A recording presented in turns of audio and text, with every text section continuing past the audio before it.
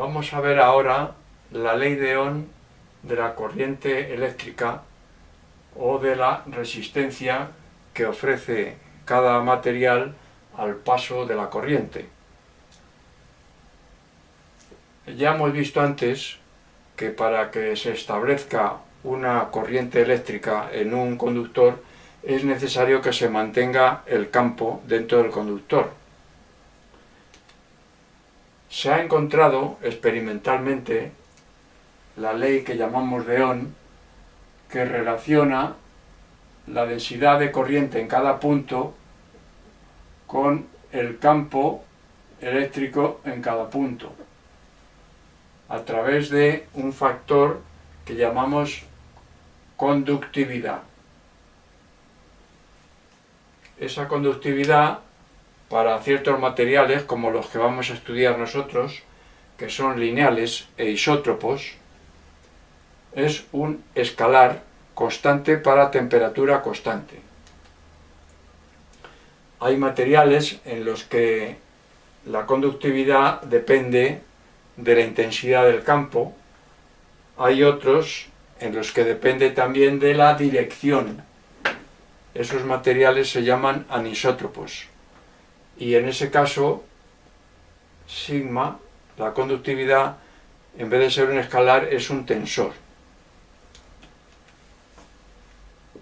El inverso de la conductividad es la resistividad.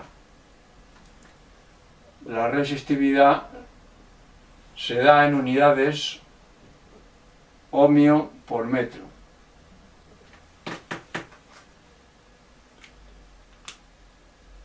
La conductividad, por lo tanto, como es la inversa, se dará en ohmio elevado a menos 1 por metro elevado a menos 1. Ya hemos dicho que en los materiales que vamos a considerar nosotros, la conductividad es un escalar constante, igual que la resistividad, pero depende, es escalar constante para temperatura constante. Depende de la temperatura. La resistividad a una temperatura T es igual a la resistividad a una temperatura T sub 0 multiplicada por 1 más un parámetro que llamamos alfa, que multiplica a T menos T sub 0. Diferencia de temperaturas entre la que queremos calcular la resistividad y la resistividad a la temperatura T sub 0. La constante alfa se da en grado centígrado menos 1. De manera que, introduciendo la diferencia de temperatura en grado centígrado, este sumando queda adimensional, le sumamos 1 y multiplicando por la resistividad a la temperatura T sub 0 obtenemos la resistividad a la temperatura T. Es relativamente pequeño el valor de alfa. Por ejemplo, para el cobre el valor de alfa es igual a 0,00393. De todas maneras tiene su influencia, naturalmente. ¿Por qué aumenta la resistividad al aumentar la temperatura?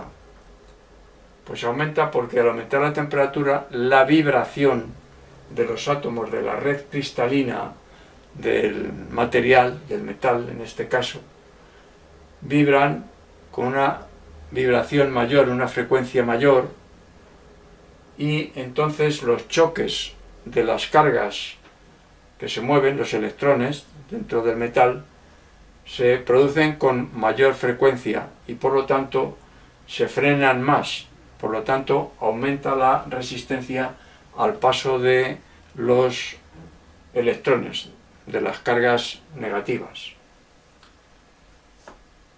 Vamos a ver ahora cómo transformamos esta ecuación o ley de Ohm para conductores en forma de hilo.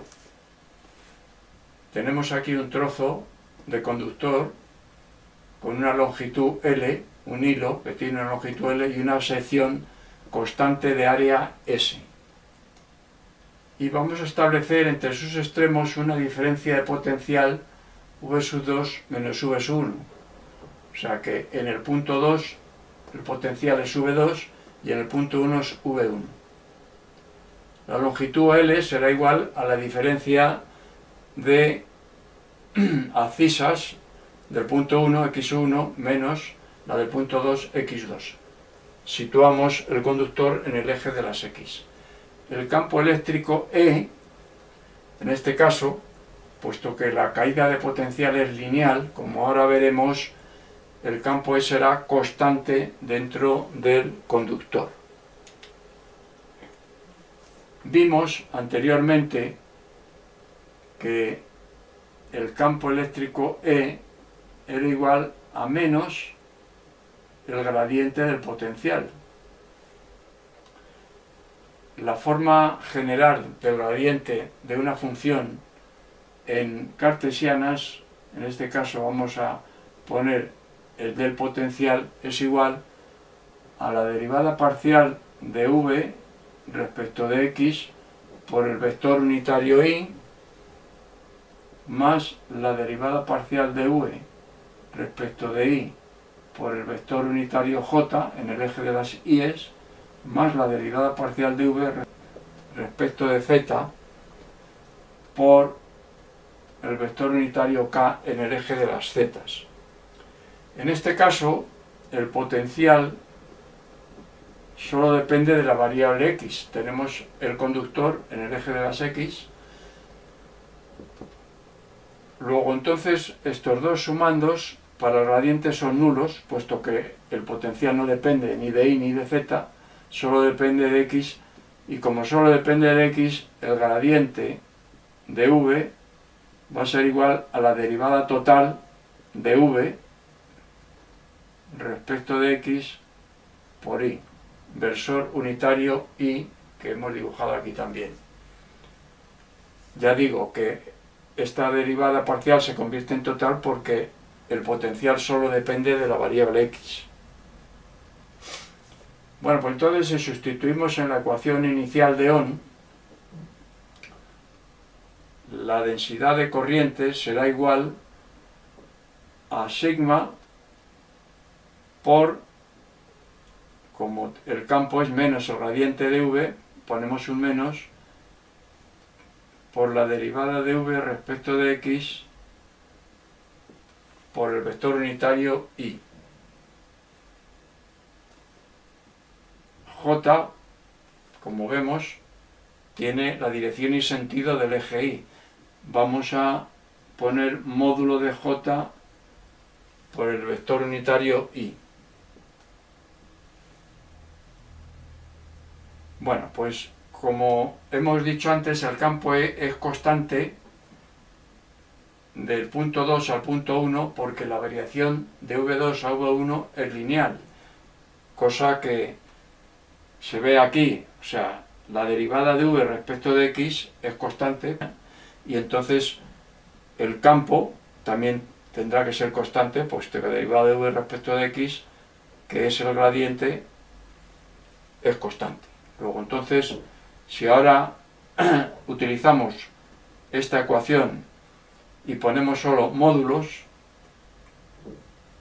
el módulo de la densidad de corriente será igual a menos la conductividad por la derivada de potencial, respecto de x. La intensidad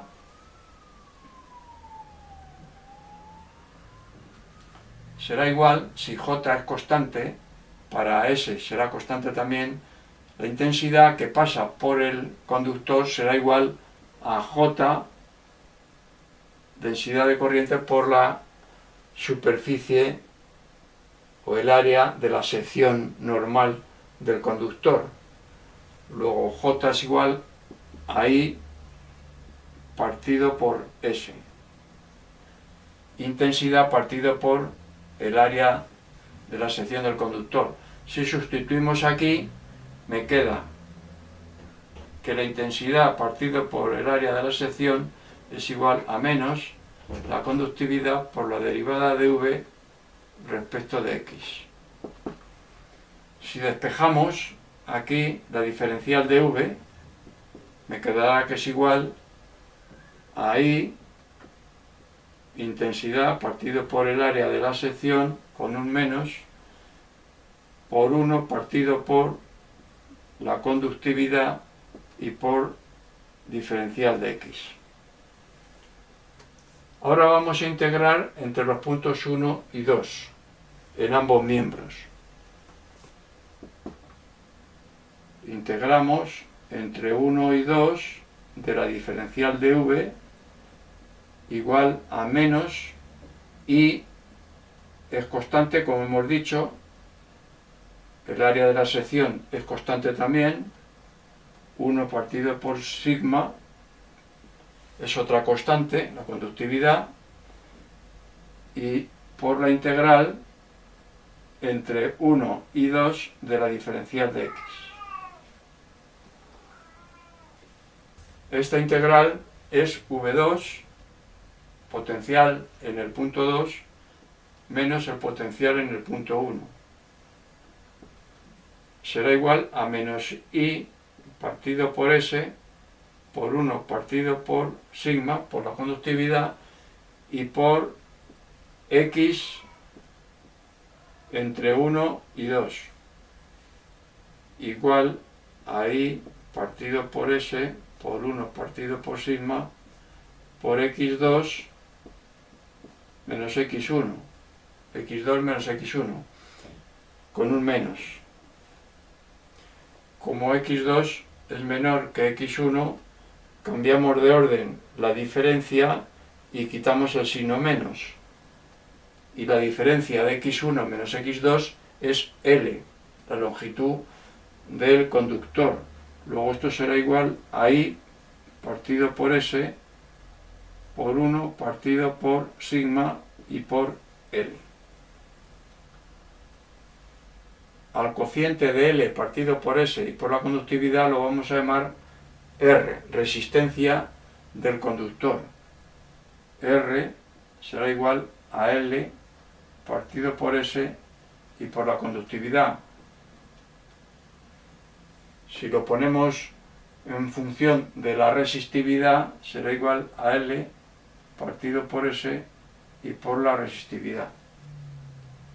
Como la resistividad viene en ohmios por metro, y esto es longitud en metros partido por la sección, el área de la sección en metros cuadrados, es ohmios por metro partido por metro. Pues entonces R vendrá definido en ohmios. Bueno, pues si sustituimos aquí, ¿qué me queda? Me queda V2 menos V1, diferencia potencial entre el punto 2 y el punto 1, igual a la intensidad por este cociente que hemos llamado R, resistencia. Si lo ponemos en la forma habitual, que es la ley de Ohm para conductores en forma de hilo, será la intensidad igual a la diferencia potencial en los extremos del conductor partido por la resistencia del conductor. Si utilizamos las unidades que hemos venido empleando hasta ahora, un amperio de intensidad será igual a 1 voltio partido por 1 ohmio.